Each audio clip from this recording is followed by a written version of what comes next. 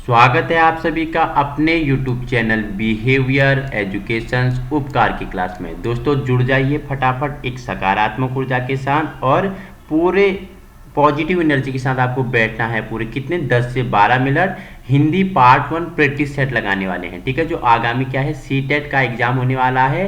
हिंदी कितने नंबर का? 30 नंबर का होता है। 15 नंबर क्या होता है? हिंदी पेडागोजी होती है और 15 नंबर से आपका क्या लैंग्वेज से पूछ लेता है और साहित्य की कुछ रचनाओं को पूछ लेता है। ठीक है, साहित्य की रचना पूछ लेगा कि क्या भूलूं क्या याद करूं किसकी आत्मकथा है। ठीक है, चित्रलेखा हो गया, अंधा युग हो गया, गीत गोविंद हो गया।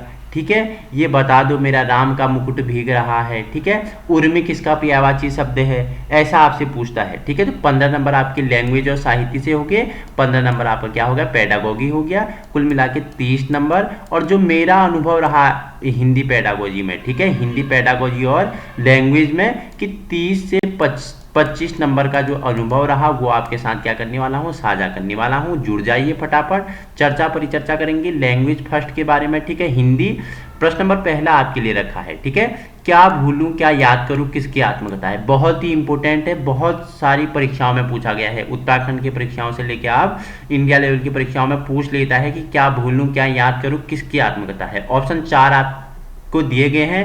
2 छायावादी कवि हैं इसमें। एक तो आपके जयशंकर प्रसाद जी हैं, ठीक है, छायावाद के ब्रह्मा हैं। ठीक है, झारखंडी और कलाधर इनका बचपन का नाम था। ठीक है, कामायनी याद आ गया हो गया। ठीक है, बी आपका क्या है सुमित्रा नंदन पंत कहाँ जन्म हुआ था, बता दो कौसानी में जन्म हुआ था। ठीक है, इनकी प्रसिद्ध रचना ज्ञानपीठ पुरस्कार से नवाजा गया 1968 में। बता दो 1968 में किस कृति के लिए सुमित्रा नंदन पंत को ज्ञानपीठ पुरस्कार से नवाजा गया, फटाफट बता दीजिए, कनेक्ट करते हुए चलना है। ठीक है, तो किसके लिए? चिदम्बरा जिनकी प्रमुख रचना थी, इन्हें ज्ञानपीठ पुरस्कार से नवाजा गया, सुमित्रा नंदन पंत। उपनाम क्या है बता दो मुझे। प्रकृति के चितेरे कवि सुकुमार कवि के नाम से किसे जाना जाता है? पंत जी को जाना जाता है। ठीक है, ऑप्शन सी और ऑप्शन डी। ठीक है, ऑप्शन डी आपका गलत हो जाएगा। और ठीक है, 2 का मैंने व्याख्या कर दिया है आपका। तो क्या भूलूं क्या याद करूं किसकी रचना है, किसकी आत्मकथा है? ऑप्शन सी आपके पास बचता है। किसकी है? हरिवंश राय बच्चन जी की है। ठीक है, हरिवंश राय बच्चन जी की और भी 3 रचनाएं एक जैसी हैं, बता दो मुझे। ठीक है, मधुशाला हो गई। ठीक है, किसकी है मधुशाला? हरिवंश राय बच्चन जी की है। मधुबाला हो गई, किसकी रचना है? हरिवंश राय बच्चन जी की है। मधु कलश किसकी है? हरिवंश राय बच्चन जी की है। ठीक है, तेरा हार, निशा निमंत्रण, आत्म परिचय, एकांत संगीत, आकुल अंतर, ये सभी किसकी है? हरिवंश राय बच्चन जी की क्या है? रचनाएं हैं। इनकी प्यारी एक कविता है, बहुत प्यारी है, जीवन में उत्साह बढ़ती है, मुझे बहुत मेरी फेवरेट है। तो क्या है? लहरों से डरकर नौका पार नहीं होती, लहरों से डरकर नौका पार नहीं होती, कोशिश करने वालों की कभी हार नहीं होती, कोशिश करने वालों की कभी हार नहीं होती। भावार्थ में जाइए, अर्थ में जाइए, बहुत ही गहराई से कहते हैं हमारे हरिवंश राय बच्चन जी कि उदाहरण किसका लिया है? एक छोटी सी चींटी का उदाहरण लिया है। देखो, नन्ही चींटी जब दाना लेके चढ़ती है, चढ़ती दीवार पर 100 बार फिसलती है। ठीक है, जब छोटी चींटी दीवार पर चढ़ती है दाना लेके, चढ़ के 100 बार नीचे गिरती है, फिर भी वो हार नहीं मानती है। ठीक है, जितनी बार गिरेगी उतनी बार चढ़ेगी। ठीक है, मन का विश्वास रगों में साहस भरता है, चढ़कर गिनना गिरकर चढ़ना न अखरता है, मेहनत उसकी बेकार नहीं होती, कोशिश करने वालों की कभी हार नहीं होती। किसकी रचना है? हरिवंश राय बच्चन जी की रचना है। ठीक है, एक और याद आ रही है मुझे, बहुत प्यारी है, सुनाऊं मैं आपको। ठीक है, आजकल वर्तमान परिप्रेक्ष्य में आपके लिए बहुत अच्छा यार, मुझे बहुत डिप्रेशन हो गया, कोई एग्जाम नहीं निकल रहा है। ठीक है, तो देखो हरिवंश राय जी की अगर कविताओं पढ़ोगे ना, अब आपके मन में क्या हो जाएगा? उत्साह में वृद्धि हो जाएगी। ठीक है, मैं जग जीवन का भार लिए फिरता हूँ, फिर भी जीवन में प्यार लिए फिरता हूँ, बहुत ही प्यारी है। ठीक है, क्या बोल रहे हैं कि मैं जग जीवन में भार लिए फिरता हूँ, भावार्थ को समझिए, अर्थ को पकड़ना है। ठीक है, फिर भी जीवन में प्यार लिए फिरता हूँ, कर दिया किसी ने झंकृत जिनको छूकर, बोल रहा है कर दिया छूकर किसी ने झंकृत जिनको मैं सांसों के दो तार लिए फिरता हूँ। ठीक है, मतलब कि ये जो संसार है इसमें हम क्या है, जग जीवन का भार लिए, ठीक है, जितने भी राग देश, ठीक है, जितना भी जो कुछ है, ठीक है, उनको लिए मैं फिरता हूँ। कौन बोलते हैं? हमारे हरिवंश राय बच्चन जी बोलते हैं। ठीक है, तो आपका ऑप्शन सी राइट आंसर हो जाएगा। व्याख्यात्मक रूप में आपके लिए मैंने क्या कर दी है, चर्चा कर दी है। ठीक है, क्वेश्चन नेक्स्ट है आपके लिए, कौन से 32 नंबर का क्वेश्चन है, फटाफट पढ़ो, बताओ मुझे क्या आंसर होगा। 32 है, चित्रलेखा किसकी रचना है। ठीक है, मेरी हिंदी जो प्लेलिस्ट है वहाँ पे मैंने व्याख्यात्मक रूप में सभी के बारे में बताया है। चित्ररेखा किसकी रचना है, बता दो मुझे फटाफट।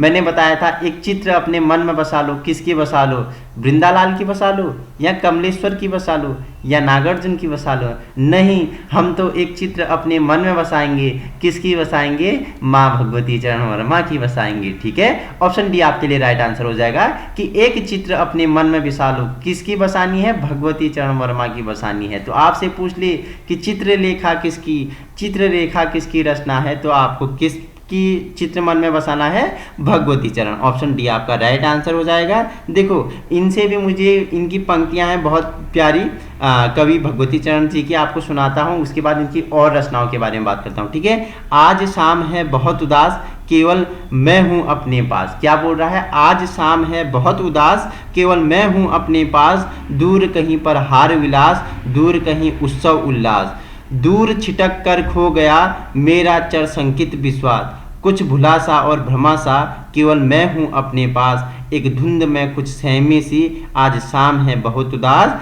केवल मैं हूँ अपने पास। तो किसकी पंक्तियां हैं, ये हमारे भगवती चरण वर्मा जी की पंक्तियां हैं। ठीक है, अगर इनकी और रचनाओं की बात करते हैं, देखो पतन किसकी रचना है, तो भगवती चरण वर्मा की। चित्रलेखा 1934 में प्रकाशित है। ठीक है, 1934 चित्रलेखा मैंने बता दिया आपको किसकी है। एक चित्र आपने मन में बसानी है, किसकी बसानी है, भगवती चरण वर्मा की बसानी है। 3 वर्ष टेढ़े मेढ़े रास्ते, अपने खिलौने, भूले बिसरे चित्र, उस चित्र को भूलना नहीं है। जो भगवती का चित्र अपने मन में बसा लिया है, भूले बिसरे चित्र को भुलाना नहीं है। ठीक है, भूले बिसरे चित्र किसकी रचना है, भगवती चरण वर्मा की है। ठीक है, वह फिर नहीं आई। ठीक है, थके पांव, रेखा, ये सब किसकी रचनाएं हैं, हमारे भगवती चरण वर्मा की। इनकी एक प्रसिद्ध संस्मरण है अतीत के गर्भ में। बहुत बार पूछा गया है कि अतीत के गर्भ में किसका संस्मरण है, तो भगवती चरण वर्मा जी की है। मूर्छाबंदी इनकी प्रमुख कहानी संग्रह है। ठीक है, तो इतना आपको याद रखना है। क्वेश्चन नंबर नेक्स्ट है आपके लिए 33, पूछा है उर्दू के समर्थक फ्रांस के विद्वान कौन थे। ठीक है, मैक्स मुलर थे, मैकाले थे, गियर्सन थे, या गार्सा द तासी थे। फटाफट मुझे 33 का आंसर लगाएंगे बच्चे, इंपॉर्टेंट है, फटाफट लगाओ। तो ऑप्शन डी आपका राइट आंसर हो जाएगा। गार्सा द तासी क्या थे, उर्दू के समर्थ फ्रांस के क्या थे, विद्वान थे। ठीक है, क्वेश्चन नंबर 34 आपके लिए इंपोर्टेंट है। अंधा युग के रचनाकार हैं, कौन है, कमलेश्वर है, कुंवर बेचैन है, धर्मवीर भारती हैं, या अज्ञेय हैं। ठीक है, अज्ञेय की एक बहुत रचना पूछी जाती है, कितनी नाव में कितनी बार। ठीक है, संसद से सड़क तक किसकी है, मुझे आप बताएंगे कितनी नाव में किसकी रचना किसकी है, कितनी नाव में कितनी बार, अज्ञेय की है। धर्मवीर भारती की। ठीक है, अंधकार को किसके द्वारा मिटाया जाता है, धर्म करोगी तो तभी अंधकार मिटेगा। ठीक है, याद करने का ट्रिक है। अंधा युग पूछ दे, ठीक है, तो अंधा युग में जो आप धर्म करोगे तो तभी अंधकार क्या हो सकता है, मिट सकता है। तो अंधा युग किसकी रचना है, तो धर्मवीर भारती की रचना है। ठीक है, 35 आपके लिए इंपोर्टेंट है। गीत गोविंद के रचयिता हैं, कौन है, मीरा है, जायसी है, रसखान है, या जयदेव है। ठीक है, तो अगर आप अच्छे कार्य करोगे, अच्छा गीत गाओगे, ठीक है, अच्छा गीत गाओगे गोविंद की, तो आपकी क्या क्या होगी, जयकार होगी। जयकार कौन करेंगे, देव करेंगे। तो गीत गोविंद कौन है, जयदेव आपका राइट आंसर हो जाएगा। क्वेश्चन नंबर 37 है आपके लिए, 36 है आपके लिए, कि निम्नलिखित में से कौन सा शब्द उत्सुक का विलोमार्थक है। तो आपको बताना है उत्सुक का विलोमार्थक कौन सा है। ऑप्शन बी आपका राइट हो जाएगा। और अगर उत्सुक का विलोम पूछे तो अनुत्सुक होता है। ठीक है, अनुत्सुक आपका राइट आंसर है। 37 नंबर का प्रश्न है कि निम्नलिखित में से कौन सा शब्द तरंग शब्द का अनेकार्थी है, अनेकार्थक है, मतलब कि उसका अनेक अर्थ है। ऑप्शन ए लहर, ऑप्शन बी स्वच्छ लहरी, ऑप्शन सी उमंग, ऑप्शन डी नौका। तो आपको बताना है कि तरंग शब्द का अनेकार्थक नहीं है। ठीक है, नहीं है पूछ रहा है, फटाफट बताइए। तरंग का क्या होता है, लहर होता है। स्वलहरी होती है, उमंग होते हैं। ये तीन तो तरंग के होते हैं, लेकिन नौका नहीं होती है। ऑप्शन डी आपका क्या हो जाएगा, राइट आंसर हो जाएगा। नौका क्या शब्द क्या तरंग शब्द के अनेकार्थ नहीं होता है। ठीक है, क्वेश्चन आपके लिए 38 है। त वर्ग का उच्चारण स्थान क्या है? क्या तालु है, क्या मूर्धा है, क्या दांत है, क्या ओष्ठ है? ठीक है, देखो पढ़ के बोलो, क ख ग घ। ठीक है, अंगो कंठ। ठीक है, कंठ के बाद क्या आता है? तालु, तालु के बाद मूर्धा, मूर्धा के बाद दंत, दंत के बाद। तो मैंने आपको 5-5 का सीरीज बताया। ठीक है, क हो गया, ठीक है, ख हो गया, ठीक है, ग हो गया, घ हो गया और अंग हो गया। ठीक है, ये 5 किस में आ जाएंगे? कंठ में आ जाएंगे, कंठ में आ जाएंगे। ठीक है, घ अंग हो गया। ठीक है, अंगों के बाद चौ अपना नेक्स्ट मॉन्टर होता है। चौ किस में आ जाता है? चौ मॉन्टर किस में होता है बताइए मुझे? कंठ के बाद आपका तालु। ठीक है, तालु के बाद आपका मूर्धा। ठीक है, सभी में 5-5 लेने हैं, सभी का 5-5 वर्ग होता है। उसके बाद आपके लिए क्या होगा? उसके बाद आपका मूर्धा आता है, मूर्धा के बाद आपका दंत आता है, दंत के बाद आपका क्या आता है? ओष्ठ आता है। ठीक है, तो अगर आपसे पूछता है, क्या पूछ रहा है? त वर्ग त थ द ध, तो ये किसमें? जिसमें दांत आपस में मिलते हैं। ठीक है, तो अगर त पूछे तो त दांत। ठीक है, तो कौन सा उच्चारण स्थान है? दांत का है, दंत आता है इसमें। ठीक है, याद रखना दंत आता है। अगर आपको और अच्छे से समझना है, आप हिंदी साहित्य उसमें भाषा की प्लेलिस्ट में जाके इसको पढ़ सकते हो आप। ठीक है, शब्द उच्चारण, ठीक है, स्वर व्यंजन, इनके बारे में चर्चा कर सकते हो। वहीं मैंने आपको तो वर्ग हो गया, चौ वर्ग हो गया, क वर्ग हो गया, सभी देखो 5-5 का सीरीज आपको बनाना है। क मॉन्टर हो गया, इसके पीछे 4 और लिखने हैं आपको, ख ग घ ङ। ठीक है, चौ मॉन्टर हो गया, इसके आगे आपको 4 लिखने हैं। ऐसे 5-5 का वर्ग बनाओगे तो आपका ये याद रखना आपको सीरीज, कंठ हो गया, तालु हो गया, मूर्ध हो गया, दंत हो गया, ओष्ठ हो गया, तो आपके लिए हलवा हो जाएगा। ठीक है, इजी हो जाएगा। अगर समझ नहीं आएगा तो आप कमेंट कर देना, मैं आपको दूसरी वीडियो में और अच्छे से भी समझा दूंगा। नहीं तो मेरे यूट्यूब चैनल पे पढ़े हैं हिंदी भाषा के, वहां से आप समझ सकते हो। ठीक है, देखो 39 है। निम्नलिखित में से कौन सा शब्द स्त्रीलिंग नहीं है? नहीं है पूछा है स्त्रीलिंग शब्द। गर्दन, कमर, कान, जीभ। तो आपसे पूछा है स्त्रीलिंग शब्द कौन सा नहीं है, तो फटाफट आंसर कीजिए। 4 ऑप्शन आपके लिए हैं, फटाफट। 39, तो कान आपका क्या है? स्त्रीलिंग शब्द नहीं है। ठीक है, कान आपका क्या नहीं है? स्त्रीलिंग शब्द नहीं है। ठीक है, याद रखना। क्वेश्चन नंबर 40 है आपके लिए।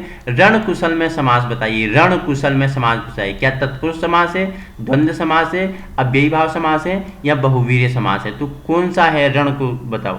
रण कुशल में तत्पुरुष समास। ठीक है, तत्पुरुष समास ऑप्शन ये आपके लिए राइट आंसर हो जाएगा। समास क्या है तो आप पिछली वीडियो में जाके वहां से पढ़ सकते हो। ठीक है, क्वेश्चन नंबर 41 है। उद्योग में कौन सी संधि है? क्या स्वर संधि है, क्या विसर्ग संधि है, क्या व्यंजन संधि है, क्या इनमें से कोई नहीं है? ठीक है, अगर आपने मेरी संधि वाली वीडियो देखी होगी तो आप बता दोगे कि उद्योग में क्या स्वर संधि है, विसर्ग संधि है, व्यंजन संधि है, क्योंकि वहां मैंने आपको मात्राओं के अनुसार, ठीक है, कि बता दो एक मात्रा लगी होगी तो उसमें क्या संधि होगी। फटाफट मुझे आंसर कीजिए, फटाफट आंसर कीजिए, बताओ।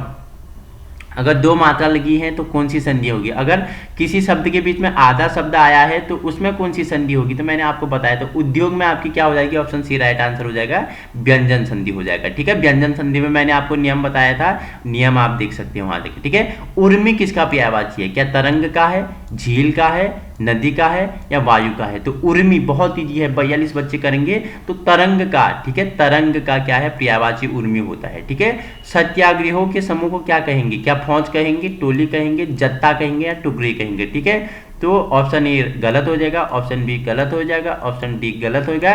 तो सत्याग्रहियों के समूह को क्या बोलते हैं? तो जत्था बोलते हैं। ऑप्शन सी आपका राइट आंसर हो जाएगा। बच्चे वहां क्या टुकड़ी, टोली या टुकड़ियां टोली में क्या हो जाते हैं? कंफ्यूज हो जाते हैं। तो न टुकड़ी होती है, न टोली होती है, न फौज होती है। तो सत्याग्रहियों के समूह को क्या बोलते हैं? जत्था बोलते हैं। ठीक है, याद रखना, इंपोर्टेंट है, पूछ सकता है। ठीक है, क्वेश्चन नंबर 44 है आपके लिए कि निम्नलिखित अनेक शब्दों के बदले में एक शब्द लिखें। ठीक है, दुष्कर, दुर्दम्य हो गया, दुर्लभ हो गया, और दर्जेय हो गया। तो क्या बोल रहा है कि निम्नलिखित अनेक शब्दों के बदले में एक शब्द क्या होता है? ऑप्शन डी आपका राइट आंसर हो जाएगा, दर्जेय होता है। ठीक है, दर्जेय आपका राइट आंसर हो जाएगा। क्वेश्चन नंबर नेक्स्ट है 45 आपके लिए। विलास में किस प्रत्यय का प्रयोग हुआ है? आ प्रत्यय, आस प्रत्यय, आन प्रत्यय, या आ प्रत्यय? विलास में कौन सा प्रत्यय लगा है? फटाफट बता दीजिए मुझे। विलास में तो आस, विलास, विलास, आस आ रहा है ना, लास, लासो।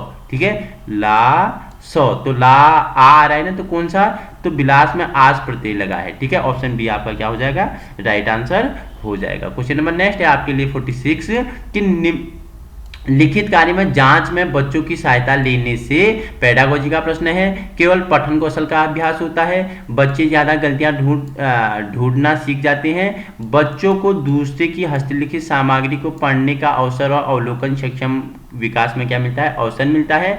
ऑप्शन डी है, बच्चे दूसरों के विचारों के परिचित होते हैं। तो लिखित कार्य की जांच करने से क्या होते हैं, ऑप्शन सी आपका राइट आंसर हो जाएगा, ठीक है। ज्यादा पॉजिटिव प्रश्न है, बच्चों को दूसरों की हस्तलिखित सामग्री को पढ़ने का अवसर और अवलोकन क्षमता के विकास में अवसर मिलता है। क्वेश्चन नंबर 47 है आपके लिए, भाषा शिक्षण के दौरान नाटक शिक्षण में किसका महत्व है, मौन पठन, वाचक अभिनय हो गया, कक्षा अभिनय हो गया और रंगमंच अभिनय होगा। फटाफट 47 का आंसर लगाओ बच्चे। तो मौन पठन आपका क्या हो जाएगा, राइट आंसर हो जाएगा। क्वेश्चन नंबर 48 है, निम्न में से कौन सी विधि रचना शिक्षण विधि नहीं है, तो रूपरेखा विधि, भाष्य विधि, परामर्श विधि या निर्देशन विधि। फटाफट 48 का आंसर करेंगे। ऑप्शन 4 आपके लिए रखे गए हैं, फटाफट बताइए कि निम्न में से कौन सी विधि रचना शिक्षण की विधि नहीं है। बताइए, क्या रूपरेखा विधि नहीं है, क्या भाष्य विधि नहीं है, परामर्श विधि नहीं है या निर्देशन विधि नहीं है। फटाफट आंसर करेंगे,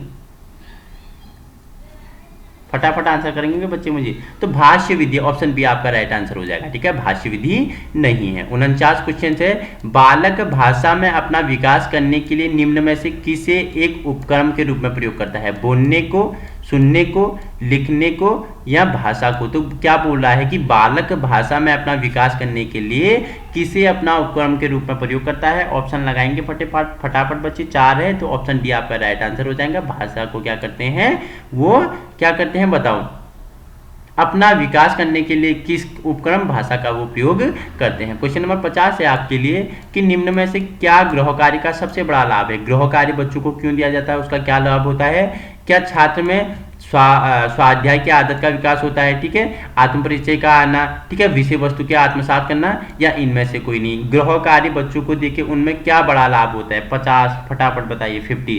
तो छात्र में स्वाध्याय की आदत का विकास होता है। तो स्वाध्याय मतलब कि स्वयं अध्ययन करने का क्या होता है, विकास होता है।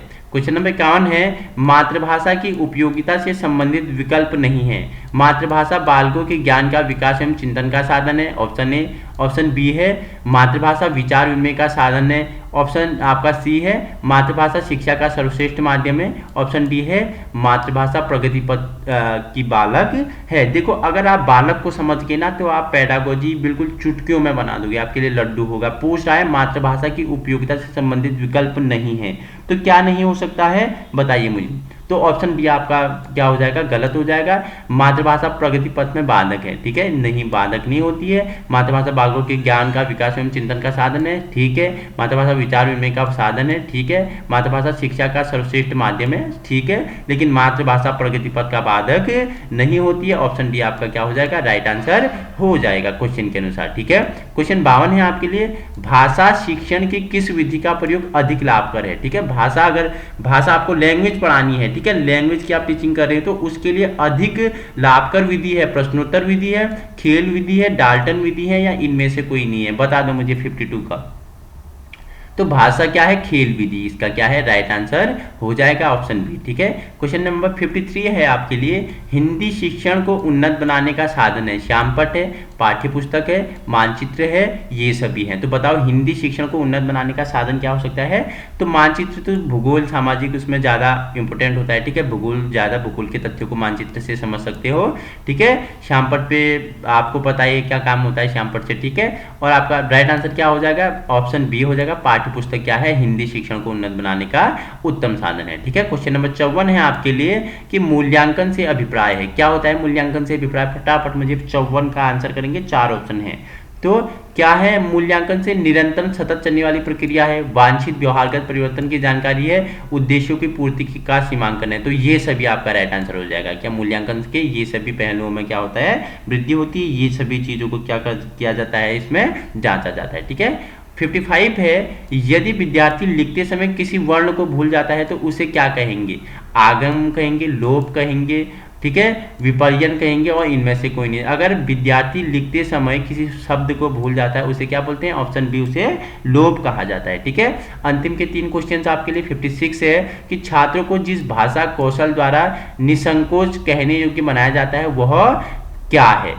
मौखिक अभिव्यक्ति कौशल है, निबंध कौशल है, प्रमाण कौशल है, पाठ प्रश्न कौशल है। तो ऑप्शन बी आपका राइट आंसर हो जाएगा। उसे क्या बोलते हैं, निबंध कौशल बोलते हैं, जिसे छात्रा को क्या भाषा कौशल में निसंकोच कहने का योग्य बना जाता है। निबंध कौशल आपका राइट आंसर हो जाएगा। ठीक है, 57 है रूपरेखा शिक्षण विधि संबंधित है। किसने है, रचना शिक्षण से संबंधित है, कहानी शिक्षण से संबंधित है, व्याकरण शिक्षण से संबंधित है, या गद्य से संबंधित है। तो राइट आंसर आपका ऑप्शन ए हो जाएगा, रचना शिक्षण से संबंधित होती है रूपरेखा शिक्षण विधि। ठीक है, क्वेश्चन अंतिम है आपके लिए कि सार्थक ध्वनियां शब्द एवं वाक्य रचना का मूल तत्व क्या है। क्या प्रयोगात्मकता है, भाषा निर्माण है, वाक्य निर्माण है, व्यंजन है, सॉरी।